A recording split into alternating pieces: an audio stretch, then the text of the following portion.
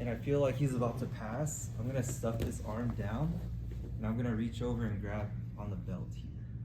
So what's cool about this sweep, one thing that people do, and it's a little too much work, is they let him pass, and I'm gonna try to like lift him up over me like this. But if he stays face to face on me, it'll be a lot of effort, right? So we're like this, and I'm trying to like lift his whole body weight this way. So what I like to do is actually try to get into a straight line with him. So as he passes here, I'm actually gonna let him pass, and I'm gonna let my body go up to here.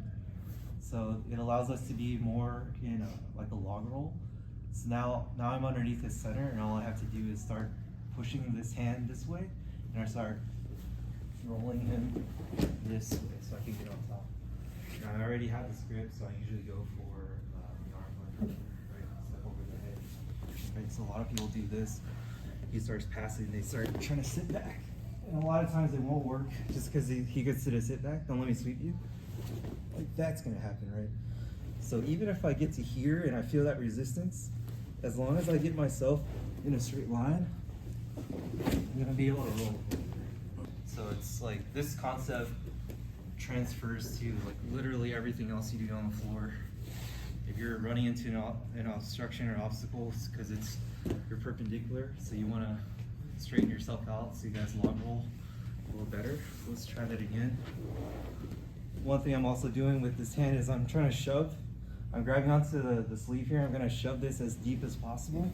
That makes him more in a straight line, right? Because if I just hold this and try to do this, he could still, shoulder into me and post out onto my chest. So I'm literally trying to shove this. Now he's stuck here. There's no post anymore. And I get my body in a line with him. Reach up. I'll just follow him. Let the person pass half guard, but we're gonna get the baseball choke.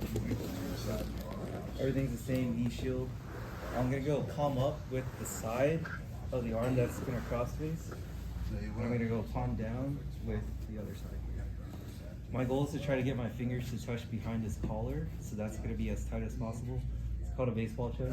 It's like a baseball, right? Here. I need to set up this grip before I let him pass. So my hook is still in, and I have the knee shield here. One thing I can start doing is giving him the sensation that he's gonna pass. And the same thing happens here. I walk my feet away from him, and I get the choke like this, right? So I'm going, raise the elbow up as I pull this down. I was showing them the same thing happens for that sweep, right? Where we're here, he feels locked in, and I'm gonna give him the sensation that he can pass by letting this go and actually pushing him with my free foot. Now he's like, here's my chance, and I'm gonna take advantage of that and kind of roll him, right? So that little outside butterfly hook is super important. It happens here as well for this baseball choke. So I'm gonna go under. And as I'm setting this up, my knee shield is here, keeping him away still, right? Here, I'm gonna give him that sensation that he's gonna pass by letting go of my hook, pushing him this way with my left leg. And then as he starts passing, I'm gonna turn my feet the other direction. And I'll get the choke that way. The closer you have your grips behind his collar, the easier it is.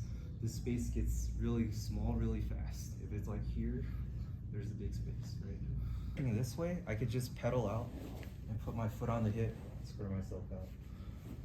A lot of times though, they're gonna start pushing in. I won't be able to pedal out easily. That's where I create another path, and I kick this up, and I go underneath to this underhook here, right? Now my outside foot peels, so that I can start driving in. Notice how that creates space under here. Then I come to this, now it's just easy for me to cut right all the way to side.